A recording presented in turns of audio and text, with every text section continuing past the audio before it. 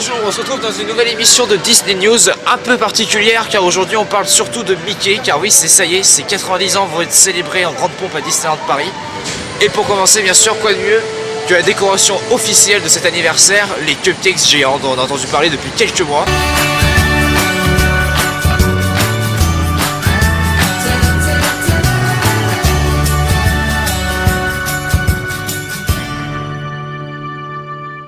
On se retrouve devant celui de Discoveryland qui est le plus accessible à cette heure-ci.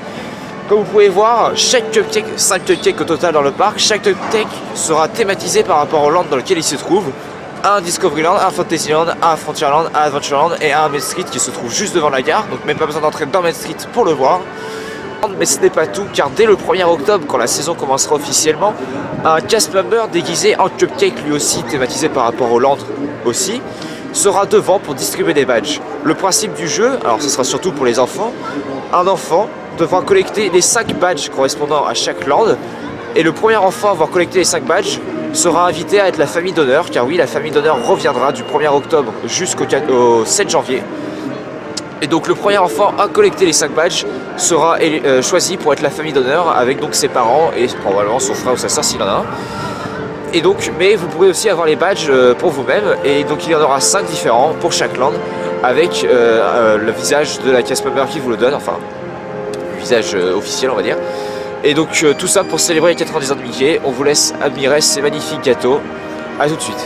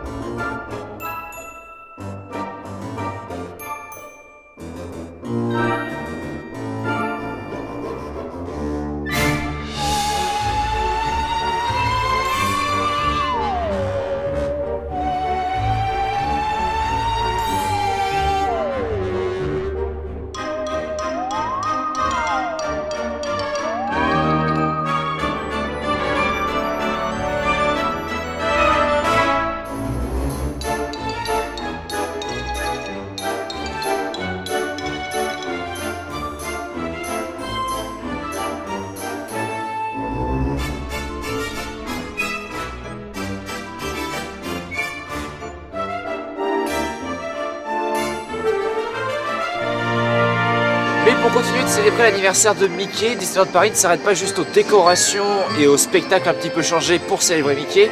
Non, Disneyland Paris va beaucoup plus loin. Le Discoveryland Theater, qui depuis quelques années maintenant recevait des thématisations très temporaires, avec Star Wars, un film très court et pas très intéressant forcément pour les gens qui connaissaient déjà la saga, ils ont décidé cette année de faire une véritable attraction, chose qu'on n'avait pas eu depuis Captain EO à peu près, voire Chérie, j'ai rétréci le public. Mickey et son orchestre Philharmagique en français, ou Mickey's Philharmagic pour les Américains, qui vient de Floride, donc c'est en 2011 il me semble, ou 2001, je ne sais plus, c'est une des 2 années. Ça a été créé là-bas, un carton gigantesque, un incontournable pour le parc des États-Unis. À Hong Kong, ils l'ont reprise, et là-bas aussi c'est un énorme succès. Ils ont décidé ici, pour les 90 ans de Mickey, de nous la faire. On a hâte de voir ce que ça donne, hein. Aujourd'hui on est à l'avant-première. Chose que les gens ne savent pas forcément, les 80 ans de Mickey vont donc du 1er octobre jusqu'au 7 janvier. Mickey's Philharmagic restera après. Donc pas d'inquiétude si vous ne faites pas l'attraction pendant les 80 ans de Mickey, elle sera toujours là après donc cet anniversaire, vous pourrez aller la voir. Pas d'inquiétude. Je reviens sur Mickey's Philharmagic. Qu'est-ce que c'est cette attraction pour ceux qui ne savent pas? C'est un film en 4D. Donc lunettes 3D mais avec des interactions autour, les sièges qui vibrent, des choses comme ça.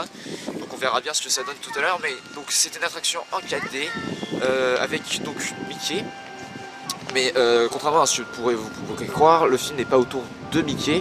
C'est en réalité un petit peu dans ce que nous avions avec Animagic, Donald, donc Mickey a un orchestre magique, Donald va prendre sa baguette pour tenter de jouer l'orchestre et va se retrouver plongé dans l'univers Disney à travers les plus grands classiques tels que Aladdin, Le Roi Lion, La Petite Sirène et j'en passe. Donc un peu à l'image d'Animagique au niveau de l'histoire, mais en 4D avec plein d'effets spéciaux. On a hâte de voir ce que ça donne. Rendez-vous dès le 1er octobre pour découvrir cette attraction. To Discover Theatre, as we celebrate 90 years of fun with Mickey Mouse, we are proud to present Mickey's PhilharMagic. Please come forward to the front and do not leave pretty glasses in this room. Also, please do not sit on the floor. Thank you.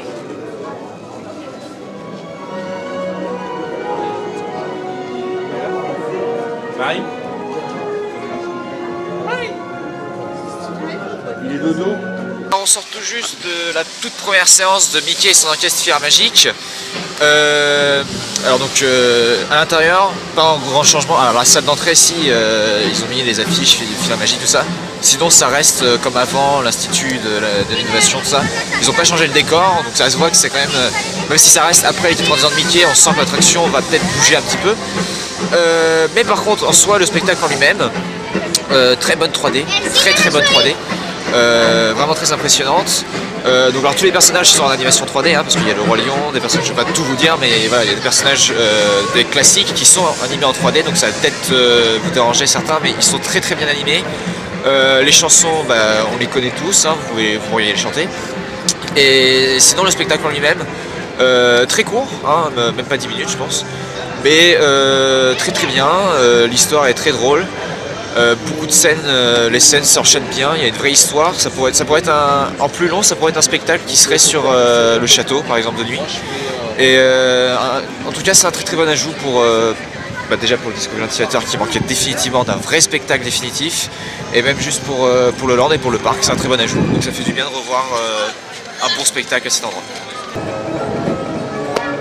Autre chose, on vient de le voir en passant, Peter Pan's Flight est fermé jusqu'au 5 octobre. Alors peut-être que... Bon, 5 octobre normalement la date est finie, donc quand vous voyez la vidéo ça sera peut-être déjà fini. Mais comme on peut voir, c'est pas des petits travaux, même si c'est une semaine, c'est pas des petits travaux parce qu'on peut voir des échafaudages là juste derrière moi sur l'embarquement, là où normalement il y a les bateaux. Donc même si c'est une semaine, c'est quand même des travaux assez costauds. Donc on a hâte de voir quand ça va rouvrir.